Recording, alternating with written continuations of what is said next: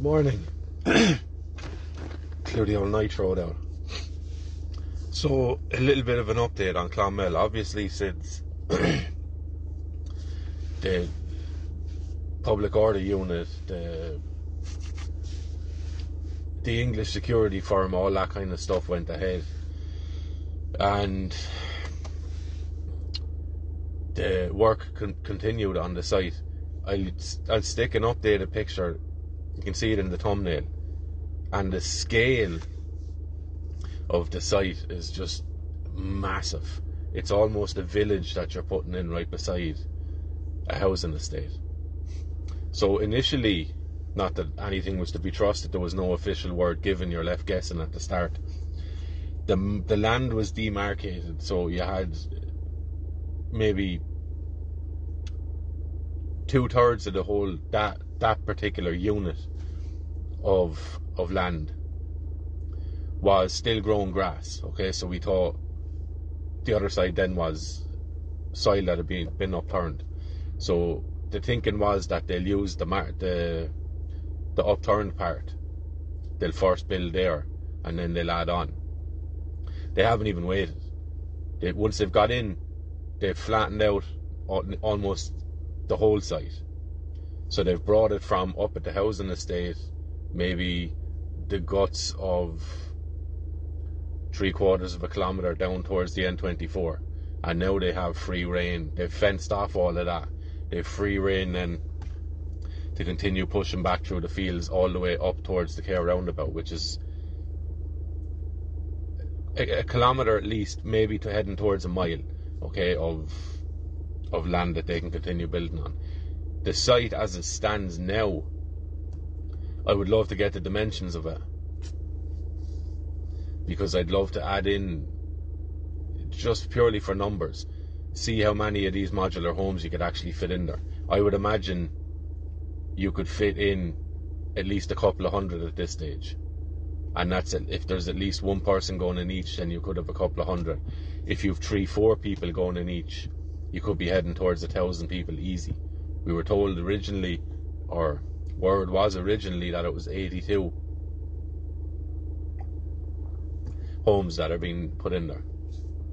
So as it stands, that site is ready nearly for a few hundred people.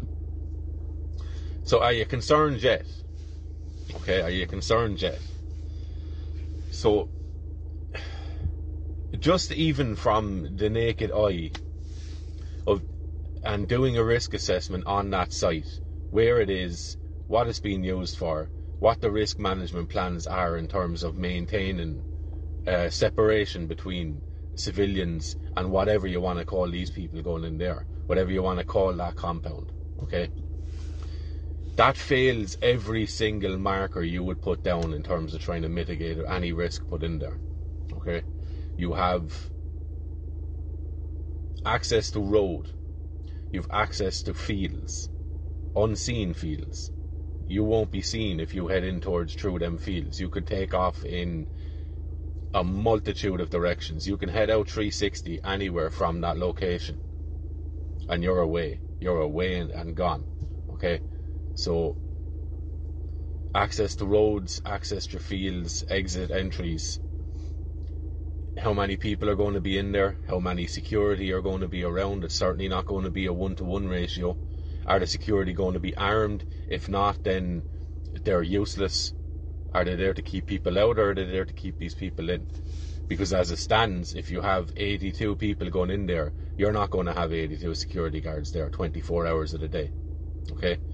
You might have, 1 to 8, so maybe 10 security guards in there. Will they be armed? If not, then the security are nearly there at the lads in there's pleasure, and they can be overpowered and overrun whenever a large group of people decide that it needs to be overrun. And I'm talking here about the lads that'll be going into the modular homes. So they'll stay inside the perimeter so long as they want to stay inside the perimeter, okay? If none of it passed the sniff test, I would doubt there's an actual risk assessment done here on this site, because it would never pass, okay? So where we are now is we're preparing and ready for these people come in, and the journey's not going to be short, or it'll be a short one. It's not going to be a long journey from wherever these lads are to the site itself, because they're already dotted around the town. So this stuff is all decided well in advance. Whoever came up with the idea and was implementing the idea from top all the way down the chain, they were full sure that this was going to go ahead. There'd be no issues. The guards are working in line with these foreign security services. They're working in line with these massive corporations. They are working in line, it looks like, with the council, all the way up the pole to Roderick O'Gorman, and everyone that's associated with him, everyone that's working with him, everyone that signs bills with him, okay? All of that stuff, all the way up the chain of command. So what are you left with? You are left with an apparatus that is intent on meeting its goal, regardless of the casualty of life that might or might not follow it, okay? And then on this side you have human beings who want to go about their daily life, who want to be law-abiding citizens and not get in trouble in any way, but they're not. They might be on the fence, they might be opposed, or they might be totally for these compounds, these rotten camps, okay? Those are the ones who have to pay the price for the fallout of any risk assessment. Any risk involved in putting these people in there, it is the people of the surrounding areas that pay the price for that. So now that we were told originally and scoffed at and laughed at that this thing will never go ahead, it's crazy what you're talking about, then it was, but look at the only little bit of land they have off there, they won't be able to extend past that perimeter. We've already knocked that off. They've already done that. So now that you're seeing a brand new village just being dumped on the side of the road there beside your house, are you concerned yet? And look at the picture, scale it up, magnify it, have a look at it. You do the counting. How many modular homes do you think they can fit in there? And that's before they begin to extend off into the fields that are adjacent to it. Have a look for yourself and ask yourself, if you were to write up a risk assessment for what's going in there, take the politics out of it, a risk assessment for the invitation of at least 80, more than likely males, going in there. What are the risks? Even if you have 60 males and you have 22 women and with kids or families, what are the risks associated with that? Go and do the risk assessment and see if it passes your sniff test, because it certainly doesn't. It's all negative risk. There's very little scope for a positive risk involved in putting this thing there.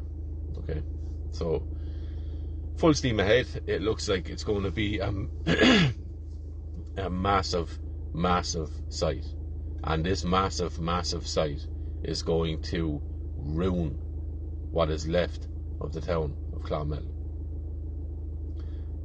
and it's coming to a door near you too.